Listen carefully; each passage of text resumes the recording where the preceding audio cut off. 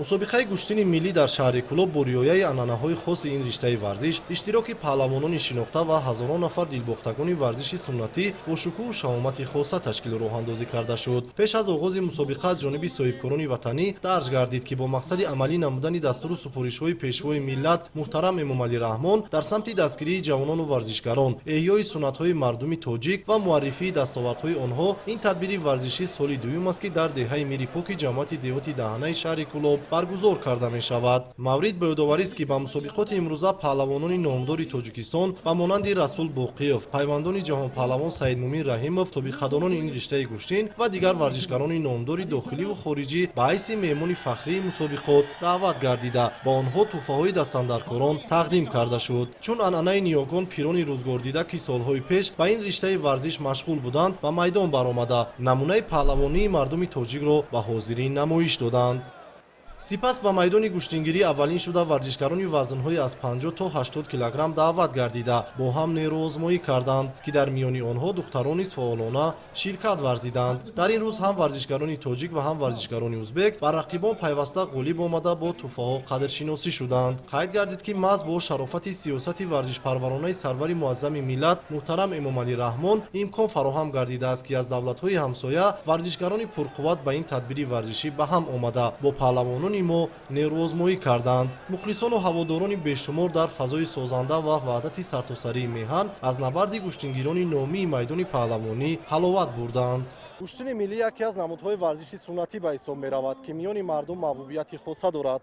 Барои баргузории чунин мусобиқаҳои паҳлавонӣ сохтмон ё бунёди толору майдонҳо зарурат надорад, зеро дар ҳар як гӯшаи Тоҷикистон роҳандозии чунин мусобиқаҳо имконпазир аст. Дар ҷамъияти деҳоти Даҳанаи шаҳри Кӯлоб низ соли дуюм аст, ки дар ин макон бо ширкати ҳазорон нафар мухлисон ин мусобиқа роҳандозӣ мегардад.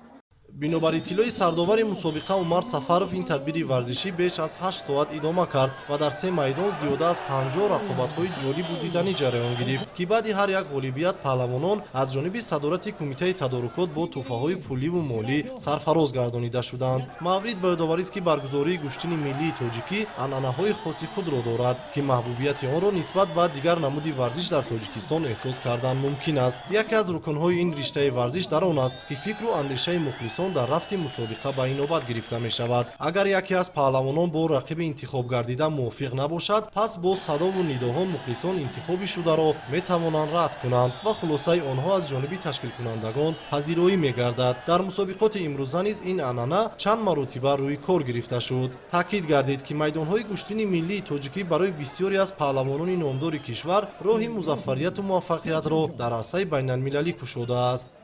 аз сини 5 солагӣ дар ин варзиш ман ҳамин варзиш сар кардагӣ будам, ҳамин гӯштини миллии хидмот. Барои ҳамин бениҳоят меҳру муҳаббати зиёд дорем ба намуди гӯштини миллии худамон.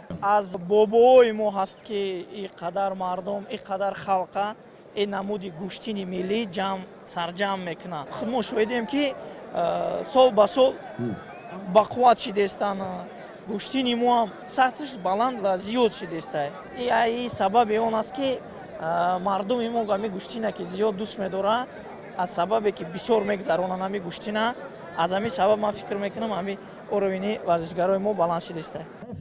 дар идомаи мусобиқа паҳлавони ҷавону умедбахши кишвар Ҷаҳонгир Маҷидов баъди ба даст овардани 3 ғолибият бар рақибон аз Узбекистон ва 2 ғолибият бар рақибони тоҷикистонӣ роҳхати муборизаи ниҳоӣ барои шоҳҷоизаро ба даст овард. Дар ин давр Ҷаҳонгир бо паҳлавони шинохтаи кишвар Фирдавс Насимов вориди майдон гардид, ки ӯ низ 2 ғолибият бар рақибони узбекистонӣ ва 2 ғолибият бар рақибони тоҷикистонии худ дошт. майдондории ин ду паҳлавони ҷавон барои мухлисон басо шавқовар ҷараён гирифт. ҳар ду варзишгар давоми 1 соат майдондорӣ намуда имкониятҳои хуби ба даст овардани ғолибиятро созмон доданд. ба Фирдавс Насимов муяссар гардид, ки бо як партофти зебои худ ғолибият ба даст оварда соҳиби автомашинаи сабукрави Мерседес гардад. дар вазъияти тантанавӣ ғолиби ин рақобат аз ҷониби соҳибкорони ватанӣ Давлаталӣ Сироҷов бо калиди автомашинаи сабукрав қадршиносӣ карда шуд.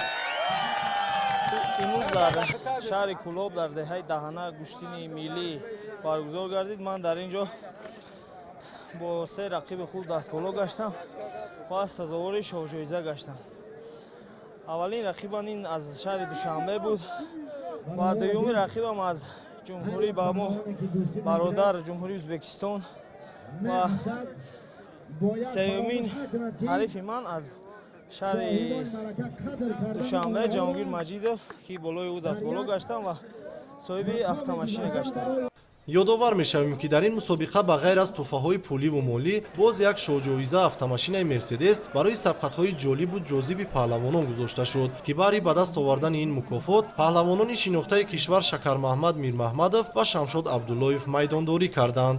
Сабқати ин паҳлавонон беш аз 1 соат идома кард, аммо ҷолибияти ин нерӯсанҷӣ чандон кам набуд. Ҳар ду паҳлавон то лаҳзаҳои охири дидор имкониятҳои ба даст овардани ғолибиятро доштанд ки дар ниҳоят бо хоҳиши ҳар ду варзишгар дидори мазкур дуранг эълон карда шуд.